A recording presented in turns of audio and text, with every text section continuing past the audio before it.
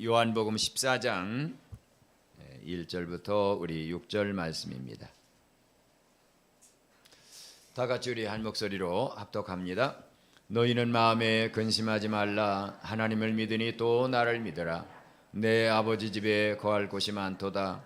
그렇지 않으면 너희에게 일렀으리라. 내가 너희를 위하여 거처를 예비하러 가노니 가서 너희를 위하여 거처를 예비하면 내가 다시 와서 너희를 내게로 영접하여 나 있는 곳에 너희도 있게 하리라. 내가 어디로 가는지 그 길을 너희가 아느니라. 도마가 이르되 주여 주께서 어디로 가시는지 우리가 알지 못하거늘 그 길을 어찌 알겠사옵나이까? 예수께서 이르시되 내가 곧 길이요 진리요 생명이니 나를 말미암지 않고는 아버지께로 올 자가 없느니라. 자, 우리 옆에 있는 분에게 한번 물어보세요. 돌아갈 고향이 있으신가요? 하고 한번 물어보세요. 돌아갈 고향이 있습니까?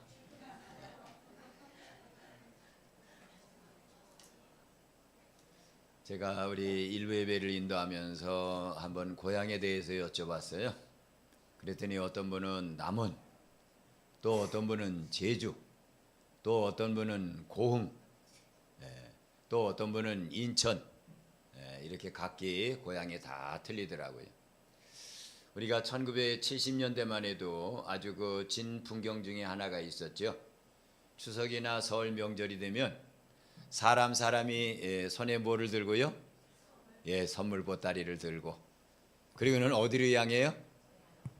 고향으로 향하잖아요. 그래서 고속버스 터미널이 옛날에 차도 흔하지 않았으니까 고속버스 터미널이 인산이냅니다. 그리고 서울역, 용산역, 영등포역 이런 데가 전부 뭐예요? 그냥 사람으로 꽉 찼어요. 그러면서 고향 가면서 선물 보따리를 들고 막 가면서 어떻게 합니까? 어떤 사람들이 막 이렇게 막 몰려가지고 그 선물을 찌그러 드리면 어떻게 해요? 그러면 이러지 말아요. 이게 어떤 선물인데 이걸 찌그러 드리려고 그러냐고 해가면서 열차를 타고 고향 가던 생각 다들 나시죠? 이게 고향입니다. 그런데 여러분, 왜 고향이 그렇게 그립고 좋지요? 집이 있어서인가요? 아닙니다. 고향이 그립고 좋은 것은 거기에 나를 낳아주신 아버지, 어머니가 계시기 때문입니다. 부모님이 돌아가시면 고향은 의미를 상실해요. 그래서 얼마 전에도 저희 친구들이 이제 전부 70이 다 됐으니까요. 이렇게 대화를 하면서 어이, 고향 안 가? 그랬더니 그 친구들이 야, 고향에 가야 누가 있다고 고향을 가냐? 지금 그리고 우리 나이가 고향 갈 나이냐? 친구들이 그러더라고. 갈 고향이 없어요. 왜냐하면 가도 나를 반겨줄 어머니 아버지가 계세요? 안 계시잖아요. 그게 고향입니다. 오늘 바로 우리가 읽은 본문 말씀이 고향 가는 얘기예요. 우리 모두에게는 육신을 태어나게 하시고 이 땅에서 자라게 하신 부모님이 거주하는 고향이 있는 것처럼 우리의 육체 안에는 영혼이 있고요. 그 영혼은 돌아갈 고향이 있어요. 그 영혼을 우리에게 넣어주신 분이 누굽니까? 하나님 아버지십니다. 그러기에 우리의 영혼은 고향을 늘 생각하고 있는 거예요. 히브리서 기자가 그렇게 고백을 했잖아요. 여러분, 우리는 이 땅의 전부가 아닙니다. 우리는 우리가 돌아갈 본향이 있습니다. 그러므로 우리는 이 땅의 삶을 나그네와 외국인처럼 살아갑시다. 이렇게 히브리서 기자는 우리에게 권면해 주고 있어요. 오늘 본문의 말씀을 간략하게 추격하면 이렇게 됩니다. 이제 예수님께서는 내일 아침이면 십자가에 달려 돌아가셔야 돼요. 그 마지막 날, 사도들과 함께 있는 마지막 날, 예수님은 이제 내가 너희를 떠나서 아버지께로 갈 때가 됐다 하고 사도들에게 밝힙니다.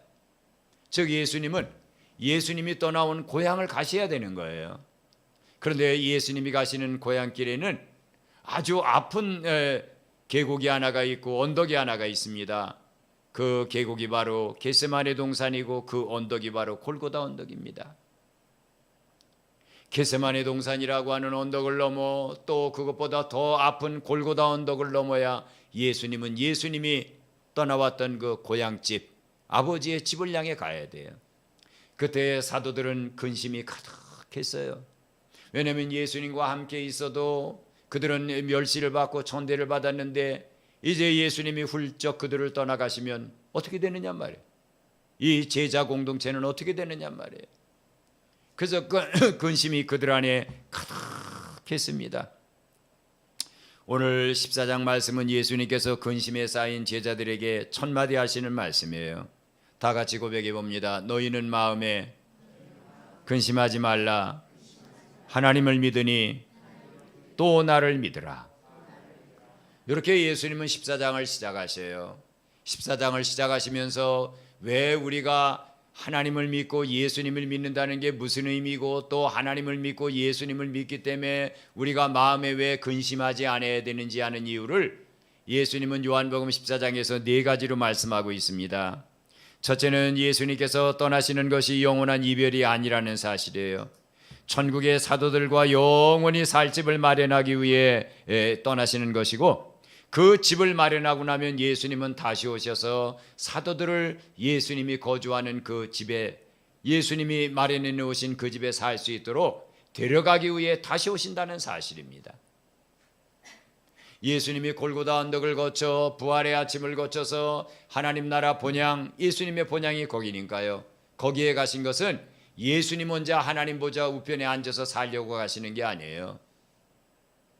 예수님은 거기에 이 땅에 안 오셨어도 예수님의 집은 하나님 보좌 우편, 언제나 하나님과 함께 거하시는 하나님의 보좌가 바로 예수님의 집입니다.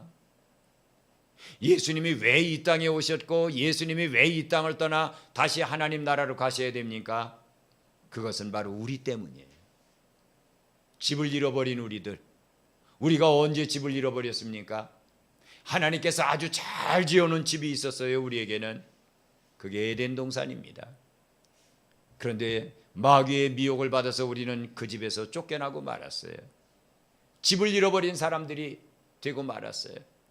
에덴 동산에서 아마 우리가 집을 잃어버리지 않았다면 우리는 언제나 에덴 동산에 살면서 그런 생각을 했을 겁니다. 다 같이 고백해 봅니다. 내 육체는 에덴에 살지만 내 영혼은 돌아갈 본향 천국이 있다. 아마 이걸 항상 잊지 않았을 거예요. 그런데 우리는 에덴 동산을 쫓겨나면서 그걸 잃어버리고 말았습니다. 그냥 육신의 고향만 있고 육신의 집만 있는 줄 알지 우리의 영혼이 돌아가야 될 고향이 있다는 것조차도 생각하지 않고 살아갑니다. 그런 우리를 위해서 예수님은 이렇게 말씀하셔요. 얘들아 근심하지 마. 내가 가서 아버지의 나라에 가면 아버지 보좌 우편에 그냥 앉아있는 게 아니라 너희를 위해 내가 하나하나 집을 져놓을 거야. 그리고 그 집이 완성되면 내가 다시 와서 너희를 내게로 영접하여서 나 있는 곳에 너희도 있게 해주마. 이게 첫 번째 마음에 근심하지 말라는 이유예요. 그리고 예수님은 둘째로 사도들에게 완전한 기도에 대한 응답을 약속하십니다. 너희가 마음에 근심하지 마. 너희를 내가 이 땅에 두고 가지만 내가 골고다 언덕을 거쳐 부활의 아침을 지나 하나님 보좌 우편에 앉아 있으면 너희가 이 땅에서 무슨 기도를 하든지 내가 그 기도를 전부 아버지 앞에 상달시킬 거야. 그러니까 너희는 근심하지 말라는 거야. 그리고 예수님은 또 세 번째로 이렇게 약속을 하십니다. 이 땅에 남아서 예수님의 뒤를 이어 사명을 감당해야 되는 사도들을 위해 예수님은 보혜사를 보내주시겠다고 약속하시. 내가 떠나감으로 너희가 고아가 될 줄 아냐? 아니야. 나는 너희를 고아처럼 내버려 두지 않아. 내가 내 아버지로부터 받은 거룩한 영을 내가 너희들에게 나눠줄게. 너희들 안에 와서 살게 해줄게. 파라클레토스. 그분이 너희 안에 살러 오게 해주실게. 그러므로 너희는 마음에 근심하지 말라는 이야기입니다. 그러면서 예수님은 또 근심하지 않아야 될 네 번째 이유를 요한복음 14장에서 이렇게 말씀을 하십니다. 너희가 이 세상에서 환난을 당하고 있냐? 걱정하지 마. 내가 너희에게 평안을 줄 건데 그 평안은 이 세상 사람이 주는 평안과는 전혀 다른 것이야.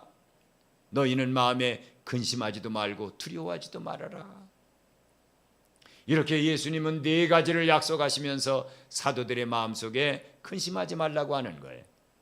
오늘 우리가 읽은 본문의 말씀은 예수님이 고향 아버지의 나라를 향해 가시기 전에 첫 번째 하신 약속의 말씀이 바로 오늘 본문에 나옵니다. 예수님이 떠나신다는 말을 듣고 깊은 근심에 잠긴 제자 공동체를 향한 예수님의 약속이 깃든 권면의 말씀이죠. 마음에 근심하지 말라 그랬어요. 잠언 17장 22절에 보면 마음의 즐거움은 양약이라도 심령의 근심은 뼈를 마르게 하느니라 그랬어요. 아무리 사람이 좋은 음식을 먹고요, 영양제를 또 우리가 찾아서 영양제를 먹는다 할지라도 마음에 근심이 있는 사람은 뼈를 마르게 한다는 거예요. 뼈를 마르게. 그게 바로 근심이라는 무서운 독약이 우리에게 가져다주는 결과입니다. 결과. 그런데 예수님은 그렇게 말씀하셔요. 너희는 마음에 근심하지 말라. 구약에는 근심이라는 낙하라는 용어는 상처를 입었다는 뜻이고요, 신약에서 이야기하고 있는 용어의 원래 뜻은 막 흔들린다는 거예요. 그러니까 근심이 뭐냐? 마음의 상처를 입고 내가 막 흔들리고 있다는 거예요. 하나님의 뜻과 내 뜻 사이에서, 사람이 내게 한 말과 하나님이 하신 말씀, 약속 사이에서 막 흔들린다는 거예요. 흔들려요. 이게 근심이에요. 이게 근심. 그런데 우리가 근심하지 않아야 될 이유를 예수님은 확실하게 말씀하십니다. 하나님을 믿으니 또 나를 믿으라. 하나님을 믿고 또 나를 믿으라는 명령입니다. 예수님과 하나님의 일체성을 강조한 말씀입니다. 사도들이 두려워해서는 안 되는 이유는 그들이 지혜와 용기와 믿음이 탁월하기 때문이 아니라 하나님을 믿고 예수님을 믿을 때 하나님과 예수 그리스도께서 그들을 완전히 책임져 주시기 때문입니다. 내 아버지 집에 거할 곳이 많다고 그랬어요. 구원 얻은 공동체는 하나님을 한 아버지로 모시고 살아가는 한 가족입니다. 하나님의 나라는 구원받은 모든 성도들이 들어가서 아무것도 부족함이 없이 생활할 수 있는 완벽한 준비가 되어 있는 곳이 바로 하나님의 나라입니다. 그러면서 예수님은 내가 너희를 위해 거처를 예비하러 간다고 그랬어요. 그리고 그 거처가 예비되면 내가 다시 와서 너희를 내게로 영접하여 나 있는 곳에 너희도 있게 하겠다고 말씀을 하셨습니다. 1차적으로 예수님께서 이 말을 하신 것은 어떤 의미를 갖습니까? 너희는 영생을 가진 사람이야. 그러니까 근심하지 말라는 얘기예요. 그 다음에 2차적으로는 너희는 내가 이제 장차 있게 될 찬란한 부활체와 같은 사단이 다시는 우리를 사망으로 온수할 수 없는 영생이라는 부활체를 입게 될 거야. 그런데 왜 근심하며 걱정하고 있느냐라고 하는 거예요. 여러분, 명절 때나 추석이나 설 명절 때가 되면 우리가 고향을 그리워하잖아요. 그만큼 우리가 하나님 나라를 그리워하고 사나요? 우리의 영혼이 떠나온 곳이 그곳인데. 사도 바울은 빌립보서에서 우리에게 그렇게 권면합니다. 여러분, 나는 이 둘 사이에 끼었습니다. 내 영혼은 차라리 세상을 떠나서 그리스도와 함께 있는 것을 훨씬 더 좋아합니다. 나는 정말 그렇게 하고 싶습니다. 그러나 내가 육신 가운데 머무는 것이 당신들을 위해서는 더 유익할 것입니다. 내 마음의 소원, 내 마음의 간구는 오늘이라도 당장 이 세상을 떠나서 예수님이 예비하신 그 집에 들어가서 예수님과 함께 정말 행복하게 사는 그걸 꿈꾼다는 거예요. 그런데 내가 훌쩍 떠나가고 나면 너희들에게는 영적인 교훈을 줄 수 있는 사람이 없다는 것, 이것을 생각할 때 내가 이 둘 사이에 끼어서 고민하고 있다, 그렇게 말하고 있습니다. 여러분, 우리도 사도 바울 같은 고민이 있을까요? 예수님, 저는요 오늘이라도 예수님이 저를 좀 데려갔으면 좋겠어요.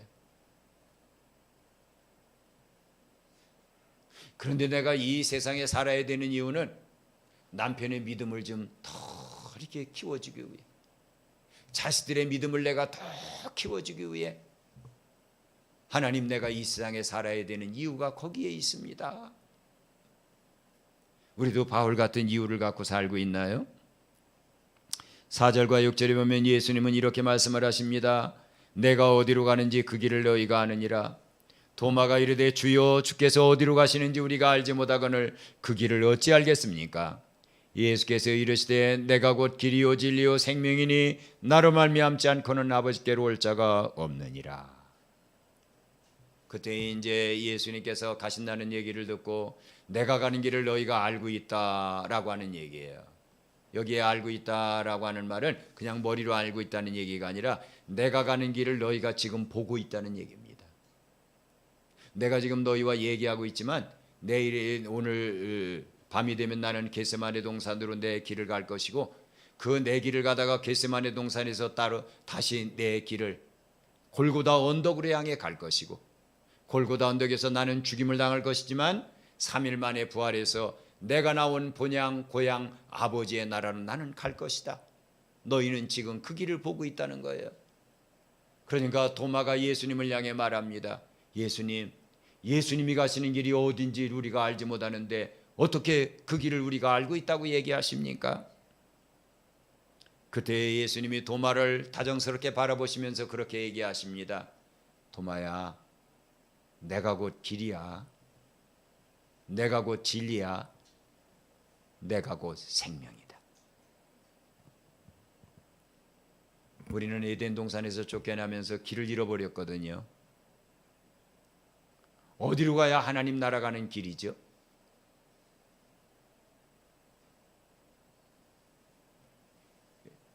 에베레스트 산 꼭대기에 올라가면 하나님 나라 가는 길이 보일까요? 아니면 태평양 바다 한가운데 가면 하나님 나라 가는 길이 보일까요? 아무도 그 길을 모릅니다. 철학자인 소크라테스가 알까요? 위대한 사람 인류의 스승이라고 하는 공자는 그 길을 알고 있을까요? 공자가 세상을 떠나기 얼마 전에 그 제자가 와서 물어봤어요. 선생님은 이제 어디로 가십니까? 그때 공자는 솔직하게 이렇게 얘기를 했습니다. 얘야, 인생이 살아가야 되는 길도 내가 제대로 모르고 있는데 어떻게 내가 죽은 뒤에 어디로 가는지를 알 수 있겠냐? 나는 모른다고 그랬어. 그렇습니다. 위대한 점성가를 찾아가고 예언자를 찾아가고 아무리 깊이 있는 철학을 이야기하는 사람을 찾아가도 하나님 나라에 가는 길을 아는 사람은 아무도 없습니다. 그런데 딱 한 분만이 그 길을 알고 계셔요. 그 나라에서 오신 그분입니다. 알고 있어요. 왜? 거기에서 오셨기 때문에. 예수님이 왜 내가 길이라고 그랬습니까? 우리는 그 어떤 사람도 누구도 우리의 영혼이 하나님 나라에서 이 땅에 내 몸 안에 영혼이 들어와 머물고 있는 그 고향이 있다라고 하는 것은 얼핏하게 짐작할 수 있지만 그러나 내가 그 고향에 가기 위해 어떤 길을 걸어가야 되나는 것을 아무도 알지 못한다는 거예요. 그런데 나는 너희가 믿고 따라올 수 있는 길이라고 하는 얘기입니다. 여기에 예수님께서 말씀하신 에임이 헤호도스라고 그랬어요. 단순한 길이 아니라 하나님께서 나에게 나만이 헤호도스 나만이 그 길이라는 거예요. 나만이. 부처가 길일 수 없고 어떠한 철학자나 과학자가 길일 수 없고 헤호도스 나만이 그 길이다. 나만이 그 길. 왜냐하면 나만이 아버지에게서 왔고 나만이 아버지께 가는 길을 알고 있다라고 하는 겁니다. 너희가 나를 믿고 따라오니 걱정하지 마라. 내 뒤를 따라오면 너희의 종착지는 너희들의 영혼이 나온 고향 아버지의 나라에 갈 수밖에 없다. 걱정하지 말라는 거예요. 이 말이 무슨 말인가 사도들은 알지 못했어요. 그러나 예수님께서 부활승천하시고 그들이 성령의 충만함을 받고 그리고 그들은 하나하나 예수님의 뒷길을 따라갑니다. 옛날에 그들은 그 길을 따라가는 사람들이 아니었어요. 예수님의 뒤를 따라가면서도 누가 높으냐고 서로 싸웠던 사람들이었어요. 높아지는 길로 가는 길은 잘 알고 있었어요. 위대한 사람이 되는 길로 가는 길은 잘 알고 있었어요. 그러나 하나님 나라 가는 길을 알고 있는 사람들은 없었어요. 그러나 그들이 예수님을 십자가에 못 박아 돌아가시게 되고 나서 부활 승천하신 예수님을 딱 보면서 그들은 알게 되었습니다. 아, 저 길이구나. 그렇게 걸어가야 되는구나. 예수님은 그 길을 따라오는 모든 사람들에게 두 가지를 말씀하셨어요. 너희가 내 제자가 돼서 내 길을 따라오고 싶으냐? 그렇다면 너의 육신이 막 너를 끌고 엉뚱한 길, 사망의 길로 너를 끌고 가는 그 길을 너는 부인할 줄 알아야 돼. 그리고 하나님이 내게 메어주신 십자가는 그것이 가볍든지 내게 즐겁든지 슬프든지 아프든지를 불문하고 너는 그 십자가를 메고 나를 따라와야 돼. 그러면 아버지 나라에 갈 수 있단다. 예수님은 길이 되어 주셨어. 그 다음 두 번째 예수님은 이렇게 말씀하십니다. 에고 에이미 해 알레테이야. 나만이 참이라는 것, 나만이 진짜라는 것. 무슨 얘기입니까? 모든 사람은 진짜가 아닙니다. 여러분, 어떠한 남편이 아내를 일생 동안 한 번도 속이지 않았다고 말할 수 있습니까? 어떠한 아내가 일생 동안 한 번도 남편에게 거짓을 하지 않았고 마음속에 거짓된 의도를 품지도 않았다고 말할 수가 있겠습니까? 어떠한 부모가 자식에게 나는 언제나 100% 내가 신뢰할 수 있는 진리였다고 말할 수 있는 부모가 누가 있습니까? 어떠한 자식이 그 부모에게 어머니 아버지 저는 한 번도 어머니 아버지에게 아버지를 속인 일이 없는 참 진리입니다 하고 말할 수 있겠습니까? 아니에요. 사람은요, 지각이 튀어지게 되고 뭔가를 조금 알게 되면 그때부터 기가 막히게 부모를 속이는 기술을 알고 있습니다. 저도 옛날에 신방을 갔다가 이제 집에 들어갑니다. 그러면 아이들에게 야 이제 전화해서 야 니네들 숙제 다 해놓고 그리고 잘 이렇게 저녁 때 엄마 아빠가 들어갈 테니까 준비하고 있어. 그러면 네 알았습니다 하고 전화를 끊어요. 그러고 나는데 신방이 빨리 끝나서 일찍 들어가죠. 그러면 열심히 공부하고 있는 게 아닙니다. 3시가 다정스럽게 소파에 앉아서 엉뚱한 걸 보고 있어요. 보고 있다가 엄마 아빠가 오는 소리가 나면 어떻게 합니까? 탁 끄고 아주 3시가 다 책상에 앉아서 열심히 뭔가를 하고 있어요. 그러면 제가 들어가면서 아유 우리 새 아들들 이렇게 그냥 엄마 아빠한테 약속을 지키느라고 고생이 많네. 그런데 이 TV가 왜 이렇게 뜨거울까?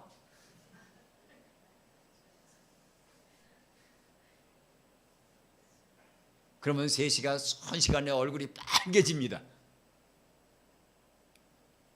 여러분, 그게 자녀예요. 어떻게 이렇게 부모를 속이는 기술을 잘 터득하는지 몰라요. 그게 우리 아닙니까? 우리는 참일 수 없어요. 그런데 예수님은 진리, 진실입니다. 모든 이 세상의 삶은 서로 속이고 속고 지나갑니다. 그런데 예수님은 우리를 속이지 않아요. 여러분 고향 갈 때 제일 중요한 게 뭐예요? 옛날엔 열심히 공장에 가서 일했잖아요. 토요일 날까지. 그리고 명절이 다가온다 그러면 사람들이 어디로 갑니까? 바글바글 몰려드는 데가 남대문 시장, 동대문 시장입니다. 그렇죠? 그러면 거기에 가서 부모님이 입으실 옷들 준비하고 그리고 동생들에게 줄 옷 몇 가지를 사가지고 그리고 또 그 혜태 종합과자 선물 세트, 롯데 종합과자 선물 세트 이걸 그냥 손에 바리바리 들고 그리고는 고향에 가잖아요. 그때 고민하는 게 있어요. 내가 뭘 사가야 내 동생이 기뻐할까? 내가 뭘 사가야 내 어머니 아버지가 기뻐할까? 여러분, 우리는 본향을 가야 될 사람들입니다. 그렇다면 우리에게 영혼의 생명을 부여 넣어주신 영혼의 아버지 하나님을 위해 우리는 무엇을 준비해 가야 되죠? 어떤 걸 우리가 준비해 갖고 가야 영혼의 아버지 하나님이 버선도 씻지 않은 발로 막 달려나와서 우리를 맞이하실까요? 성경에 보면 위대한 선물을 드려서 예수님을 감동시킨 사람 하나가 나와요. 그의 이름은 스데반입니다. 그는 사람들이 막 돌멩이를 치는 건 날라오는 돌멩이를 맞아가면서 그는 아프다고 아우성치지 않았어. 주님, 저들의 죄를 저들에게 돌리지 마십시오. 제 영혼을 주님 손에 맡기나이다 하는데 예수님이 얼마나 마음이 기뻤던지 하나님 보좌 우편에서 벌쩍 일어나셨어. 일어나시면서 뭐라고 그랬어요? 스데반아, 얼른 와라. 얼른 와라. 내 목숨을 바치는 그 귀한 선물 내가 받아주마. 얼른 와라. 얼른 와라. 바울도 귀한 선물을 가지고 다 하나님 앞에 갔지요. 지난주에 설교했잖아요.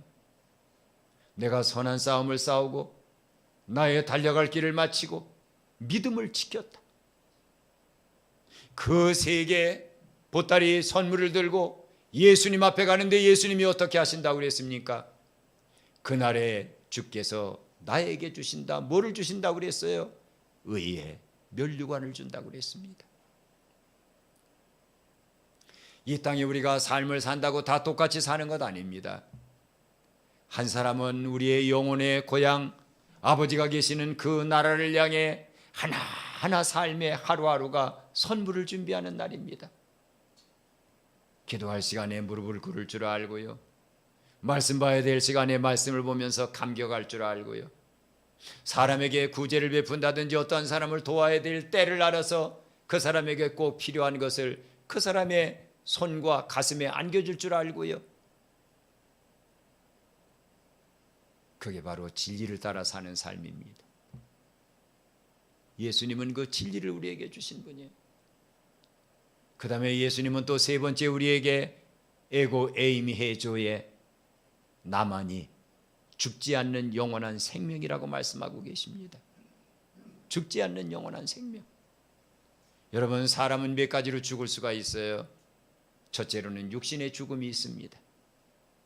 우리가 종종 이 부평 승하원에 가서 화장터에 들어가는 그 마지막 모습을 보잖아요. 아무리 우리가 울어도 돌이킬 수 없습니다. 아무리 울어도 돌아보지 않아요. 그러한 죽음, 육체의 죽음이 있습니다. 그 다음 두 번째는 이 땅에 그냥 막 싸워가면서 열심히 살다가 죽었는데 그 영혼이 곤두박질해서 지옥으로 떨어져 들어가는 영혼의 죽음이 있습니다.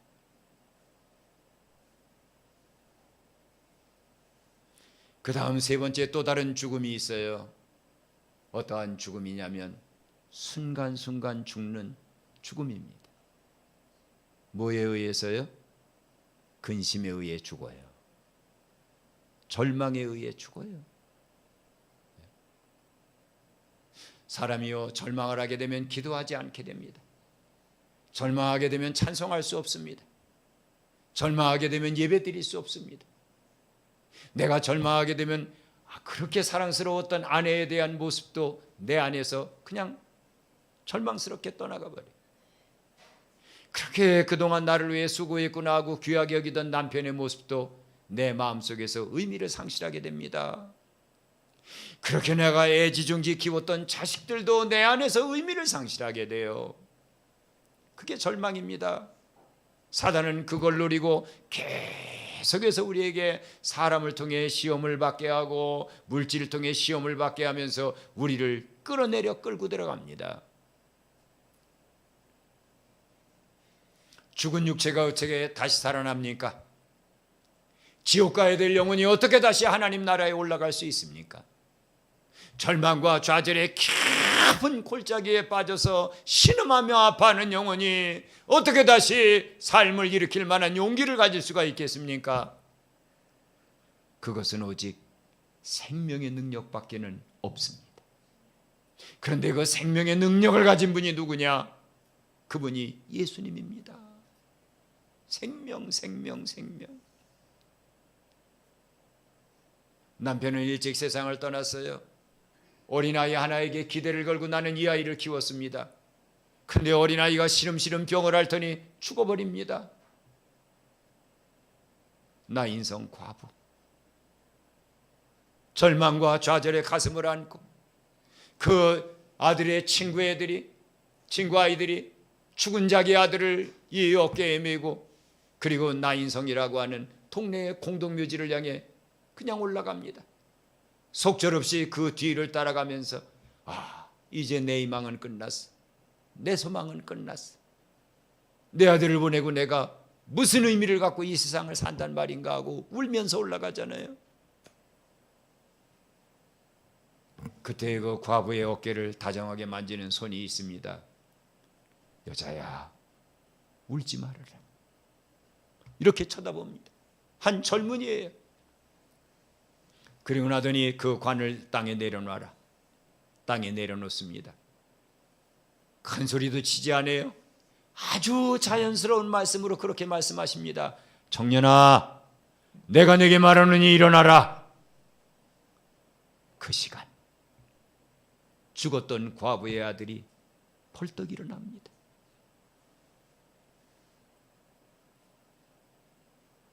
이 생명을 줄 수 있는 분이 누구죠?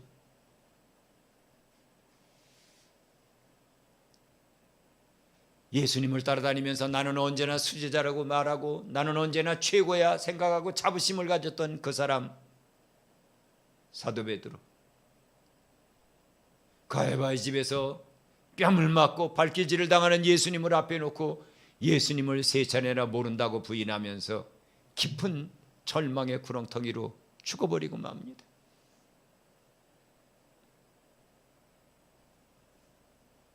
육체는 밥을 먹고 움직이지만 그의 영혼은 절망의 깊은 속으로 빠져들어갔어요. 그러한 베드로를 위해 갈릴리 바다까지 찾아온 분이 누굽니까? 그분은 예수님입니다. 그리고는 베드로에게 필레이스메, 아가페스메 세 차례 물으시면서 그를 번쩍 생명으로 다시 세워놓습니다. 그 생명에. 그래서 예수님은 나사로를 부활시키는 무덤가에 가서 죽은 지 나흘이나 돼서 펄펄 그 썩은 냄새가 나는 그 무덤을 이렇게 쳐다보면서 뭐라고 얘기하셨습니까? 나는 부활이요 생명이다.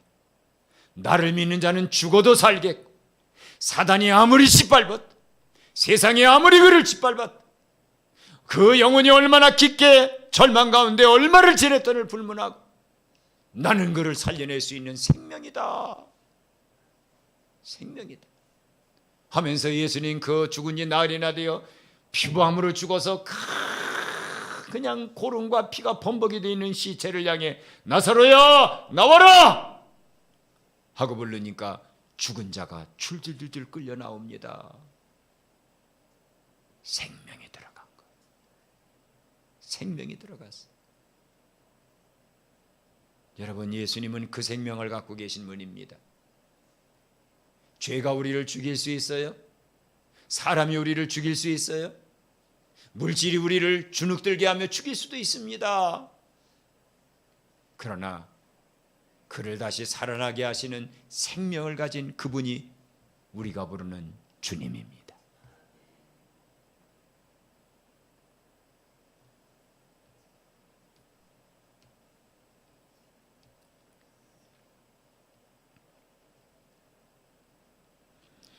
로마서 8장 1절과 2절에 바울은 그렇게 고백합니다. 그러므로 이제 예수 그리스도 안에 있는 여러분입니까? 여러분에게는 결코 정죄함이 있을 수 없습니다. 이는 그리스도 예수 안에 있는 생명의 성령의 법이 여러분을 죄와 사망의 법에서 해방시켰기 때문입니다. 사도 베드로는 이렇게 고백합니다. 이로써 그 보배롭고 지극히 큰 약속을 우리에게 주사 이 약속으로 말미암아 우리로 하여금 정욕 때문에 세상에서 썩어져 죽을 수밖에 없는 우리에게 신성한 하나님의 성품에 참여하는 자를 만들어 놓고 말았습니다. 그랬어요. 그래서 예수님은 오늘 말씀하시는 거예요. 얘들아, 내가 떠나는 것 때문에 너희가 근심하니 마음에 근심하지 마. 내가 길이 돼 줄 거야. 어떻게 살아야 하나님 앞에 풍성한 선물을 가지고 너희가 하나님을 만나러 갈지 모르고 있어? 그것도 걱정하지 마. 너희들이 살아야 될 해야 할 때야 바로 참된 삶을 살아갈 수 있는 모든 것을 나는 가르칠 수 있는 진리야. 그리고 사단이 너를 짓밟았니? 세상의 몰인정이라고 하는 것이 너를 주눅들게 만들었니? 질병으로 말미암아 내가 깊은 절망 가운데 빠져있니? 죄로 말미암아 내가 정죄의 틈바구니에 빠져들어서 어쩔 줄 모르며 좌절하고 있니? 걱정하지 마. 나는 너를 살려낼 수 있는 해조의 생명이야. 오늘도 주님은 우리에게 그렇게 말씀하십니다. 사랑하는 한빛교회 성도들아, 길을 잃어버렸니? 나를 봐라. 바른 길을 찾게 된다. 어떻게 사는 게 참된 삶의 모습인지 기준을 잃어버렸니? 염려하지 마. 내가 그 참된 삶의 기준이야. 사람에 의해 주눅들고 죄에 의해서 깊은 절망에 빠졌어? 걱정하지 마. 나는 너를 얼마든지 다시 일으켜낼 수 있는 생명이다. 이번 명절에 우리 육신적으로도 고향을 가야 됩니다. 그러나 우리의 영혼이 가야 될 고향길을 마련해 주신 그분, 하나님 앞에 들고 갈 선물을 우리가 뭘 준비해서 가야 될지 우리의 삶을 가볍게 해주신 그분, 사단과 세상이 아무리 짓밟아도 또 일어날 수 있는 생명을 우리에게 불어넣어 주시는 그분, 예수 그리스도로 말미암아 행복한 우리 한빛 지체들이 다 되시기를 축원합니다. 아멘. 자, 235장 함께 부르면서 부르고 우리 합심 기도하는 시간 갖도록 하겠습니다.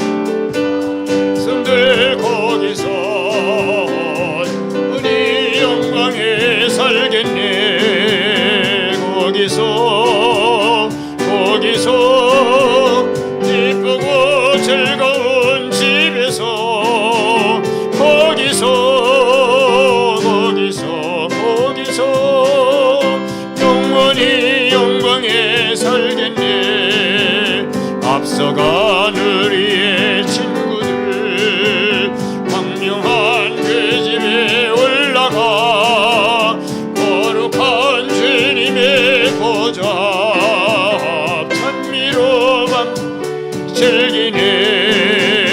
거기서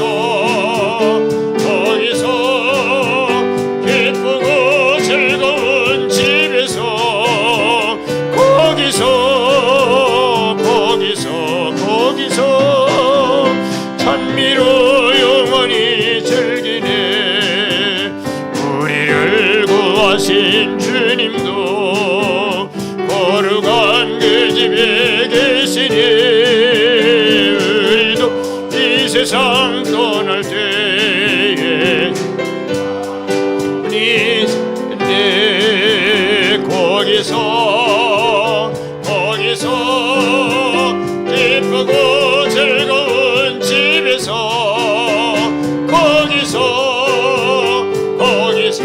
거기서 주님과 살겠네. 우리의 일생이 끝나면 영원히 즐거운 곳에서 거룩한 아버지 모시고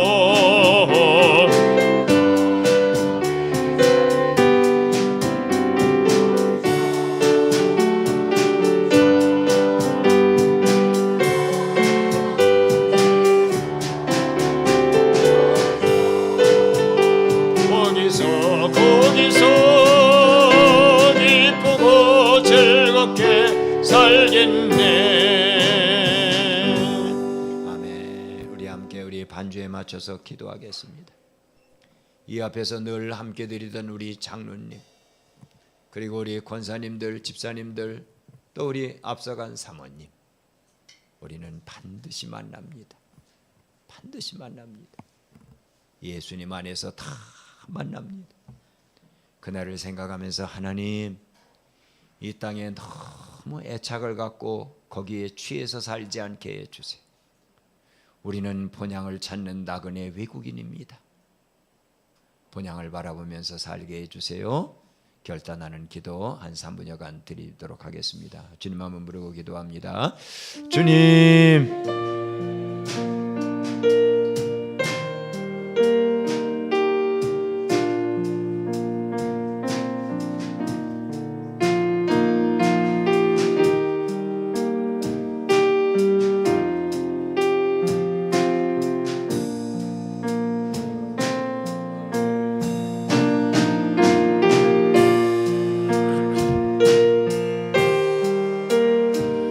아버지 하나님, 우리는 이 땅에 살고 있지만 이 땅의 사람들 아닙니다. 우리는 본향을 향해 가는 사람들입니다. 때때로는 세상의 정욕적인 세력에 끌려가 총노릇하며 살아갑니다. 어떤 때는 삶에 너무 힘든 부분 때문에 아파하며 주저앉기도 합니다. 죄가 나를 깊은 절망으로 끌고 들어가 사단의 짓누름이 다시는 일어날 수 없을 것 같은 낙심과 좌절을 안겨주기도 합니다. 그러나 나는 길 대신 예수님을 신뢰합니다. 나는 진리 되신 예수님을 바라봅니다. 생명이신 예수님의 손을 잡고 일어납니다. 주님이 나의 전부가 되시기 때문입니다. 사랑하는 주님, 이 땅의 삶을 아버지 하나님의 바다를 지나는 배처럼, 공중에 떠다니는 비행기처럼 그렇게 살아가게 해주시기 원합니다. 머물지 않고 애착을 갖지 않고 나에게 길 되신 예수님을 생각해보며, 나에게 진리 되신 예수님을 생각해보며, 나의 생명이 되신 예수님을 바라보고 감사하면서 나그네요 외국인으로 살아가도록 우리를 이끌어가 주시옵소서.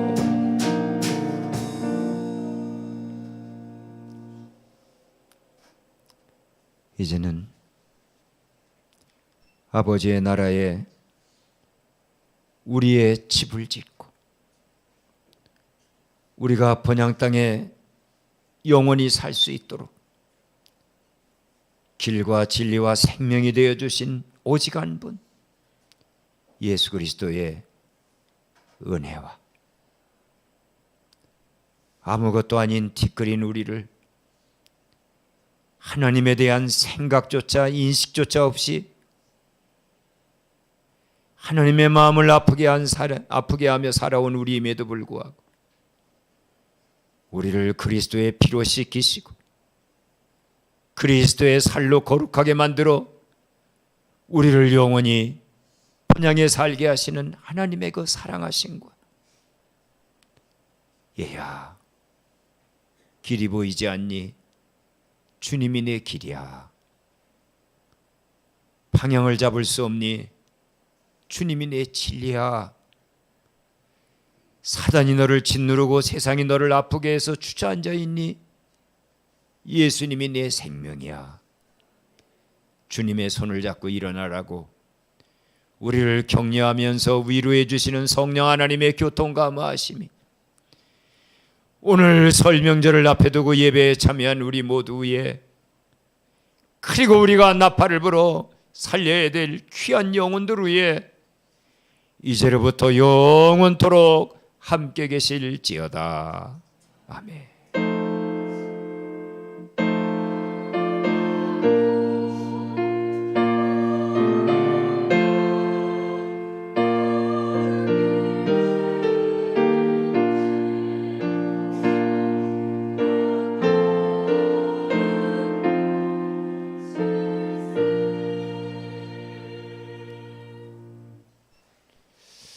아멘. 우리 예배를 마칩니다. 내려가서들 식사들 하시고요. 그리고 빨리 설거지들 같이 도와주시고 1시에 이 자리에 모여서 목장 예배 간략하게 드리고 우리 돌아가도록 하겠습니다. 어른들 이제 내려가서 식사들 하시고, 강은숙 권사님, 강은숙 권사님, 이따 목장 예배 시간에 나와서 기도하고 잘 특송하세요.